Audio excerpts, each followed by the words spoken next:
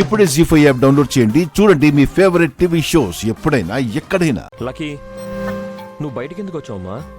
భోజనం చేయడానికి నాన్న. భోజనం రూమ్ కి తెచ్చేదాన్ని కదా లక్కీ. ఎప్పుడు రూమ్ లోనే ఉంటే తన పేషెంట్ అన్న ఫీలింగ్ వస్తుందమ్మా.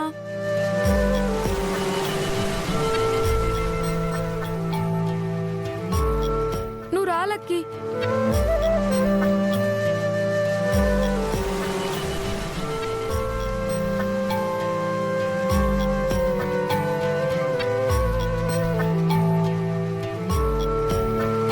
రే, తనని అడగరా.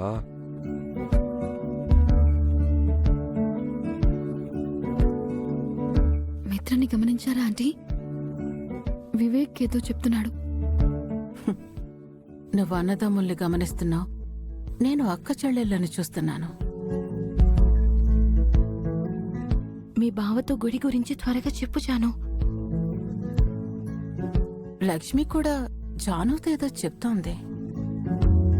కొంపతీసి పార్వతి మ్యాటర్ అయి ఉంటుందా? ఇప్పుడు హాట్ టాపిక్ అదే కదా.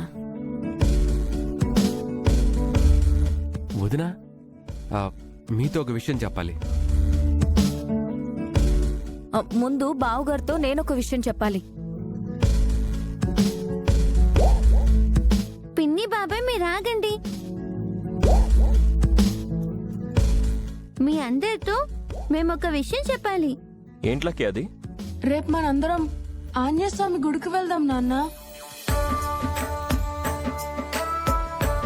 లక్కీకి జ్వరం తగ్గితే గుడికొస్తామని మొక్కుకున్నాం.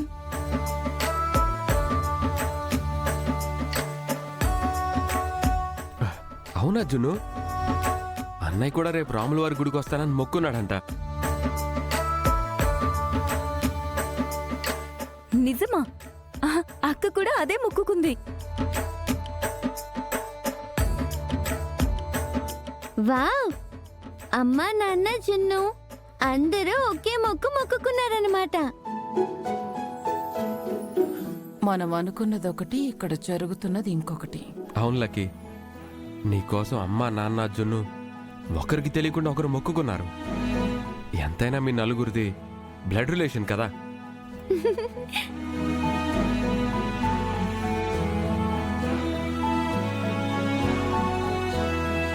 వదినా, నీకు విషయం తెలుసా? రేపు నేను ఎలా గుడికి తీసుకెళ్లాలా అని ఇప్పుడు దాకా అన్నయ్య టెన్షన్ పడుతూనే ఉన్నాడు.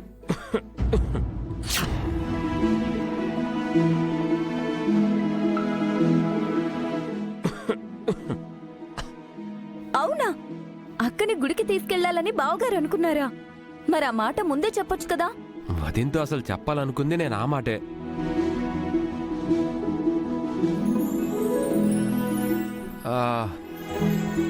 అవును జాను, నువ్వు మా అన్నయ్యతో ఏదో విషయం చెప్పాలనుకున్నావు. ఏ విషయం? అదా, ఈరోజు కూరలన్నీ అక్కే చేసింది. ఎలా ఉన్నాయని బావగారిని అడగాలనుకున్నాను.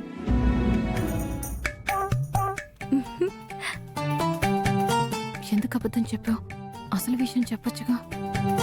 బావే నిన్ను గుడికి తీసుకెళ్లాలనుకున్నాక మళ్ళీ మనం ఆ విషయం చెప్పడం ఎందుకు?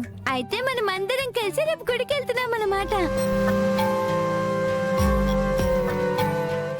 జీ5 యాప్ డౌన్లోడ్ చేసి అన్ని ఎపిసోడ్స్ పూర్తి ఉచితంగా చూడండి.